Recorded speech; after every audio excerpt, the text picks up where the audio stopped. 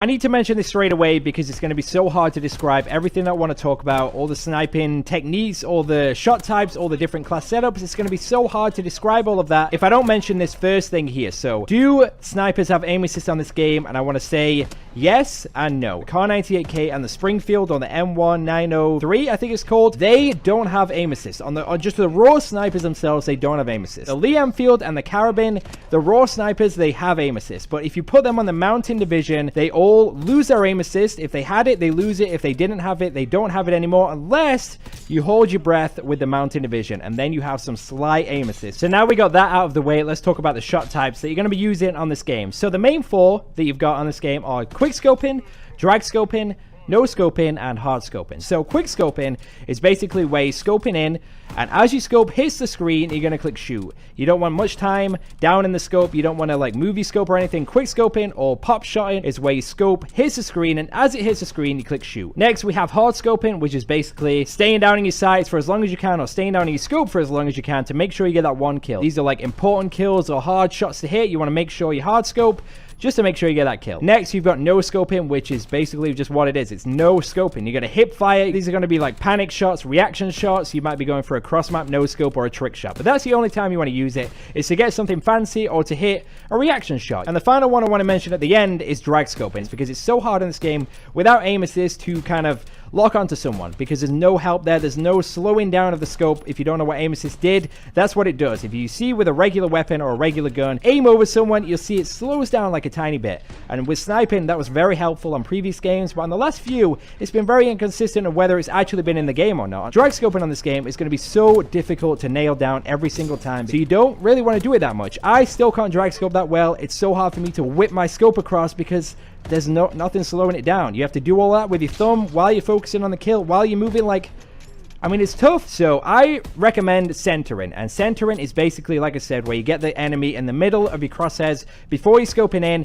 So as you're scoping, you don't have to do much scope work or much movement while you're in scope, and you do all of the work outside of your scope. That is the best tip I can give right now. I'm going to show you examples of what centering is. If you don't know what I'm talking about, you're thinking, what the hell is he even mentioning here? Centering is this, what I'm showing on the screen right now. Getting the object, getting the target, get the person in the middle of your crosshairs, so when you're scoping in, you don't have to do any of the work. So I think centering in firing range is the best place you're going to practice for, honestly. Like, yeah, you're going to do it in games and in pubs and stuff like that, but to get the basics down, to get the sensitivity you want down, go into firing range, mess around with it, and that's the best tip I can give. Practice, practice, practice, get the sensitivity down. I personally use 11-11 on this game. It goes all the way up to 14, I think, so it's still pretty high. It's very, very high, actually, for no aim assist sniping. I have friends who are really good at sniping who dropped it to like 8 or 7. Then I have friends who are really good at sniping, they have it on 14. I don't know how. But for you, for people starting or people who haven't sniped too much, start off low. And if you feel like you're trying to follow someone across the screen while you're trying to center someone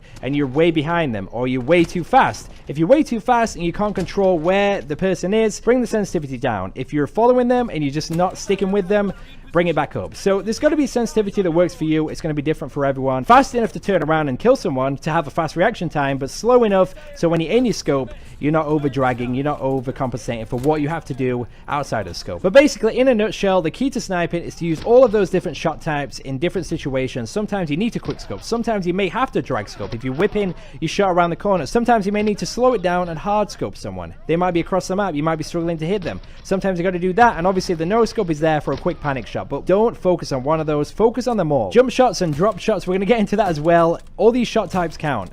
And on this game, on boots on the ground, we need to figure out how to outsmart and outplay the opponent without flying in the air. So there's obviously different things you can do.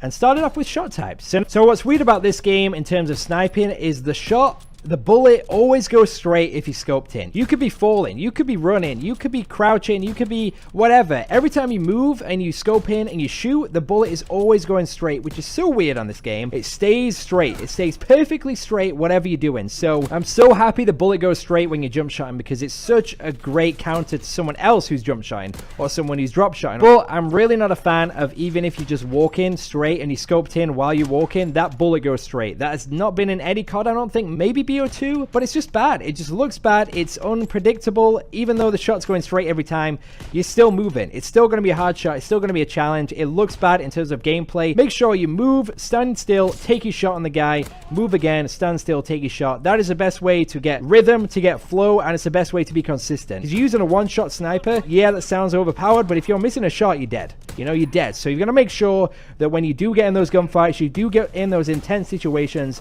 using every bit of movement, every bit of cover, every bit of angling, if that even makes sense, to make sure that you outplay someone so you can get that shot off. Jump shot in, drop shot in, peek in, whatever you want, that is the way to do it. And I know everybody hates to hear this, but I've got to say it anyway. These tips are just here for you to learn more about the game, learn more about sniping. But if you're not practicing a lot and you're not playing a lot, it might not help too much. So make sure you put the time in, you practice a lot. Practice is key. I know everybody hates that phrase. Whatever you do in life, the more you do it, the better you're probably going to get over time. So yes, these tips are going to help you a lot to figure out certain play styles, what's good for you, what's bad for you, what shot types you love. But make sure you practice, make sure you put a lot of time into the game. And that is the best way you're going to improve as a player and as a sniper. I'm not saying I'm the greatest of all time or anything like that, but I know how to snipe. I know how to adjust to certain games, certain playstyles, certain maps, and I hope I've done enough to convey all of that in this video. If just one of you right now watching this video takes everything I've said into consideration, goes into the game, has a better time, enjoys himself more, and gets better at sniping, I have succeeded.